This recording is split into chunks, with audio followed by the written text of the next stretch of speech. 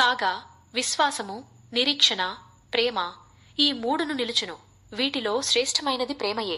Bible గ్రంథం 1 కొరింథీయులకు మధ్యాహ్నం 1:13 ఈ వాక్యం యొక్క అర్థం.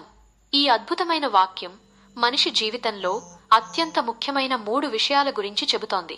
1 విశ్వాసము, ఫేత్ అంటే దేవుని మీద లేదా ఒక ఉన్నతమైన శక్తి మీద నమ్మకం ఉంచడం, కంటికి కనిపించకపోయినా సత్యాన్ని నమ్మడం. 2 నిరీక్షణ, హోప్ భవిష్యత్తు పట్ల ఒక మంచి ఆశను కలిగి ఉండటం, కష్టాల్లో ఉన్నప్పుడు కూడా అన్నీ సవ్యంగా జరుగుతాయి అని ధైర్యంగా ముందుకు సాగడం. 3 ప్రేమ, లవ్ ఇది అందరినీ కలుపుకుపోయే శక్తి, నిస్వార్థంగా ఇతరుల మేలు కోరడం. వీటిలో శ్రేష్టమైనది ప్రేమయే అని ఎందుకు అన్నారంటే, మన జీవితంలో ఏదో ఒక రోజు మన నమ్మకం నిజమవుతుంది, విశ్వాసం ఫలించడం, మనం కోరుకున్నది దక్కుతుంది, నిరీక్షణ నెరవేరడం.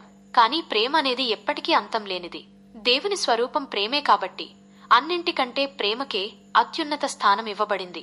ప్రేమ లేనిదే విశ్వాసానికైనా నిరీక్షణకైనా విలువ ఉండదు. క్లుప్తంగా చెప్పాలంటే, లోకంలో అన్నీ మారిపోయినా అదృశ్యమైనా నిలిచి ఉండేవి ఈ మూడే.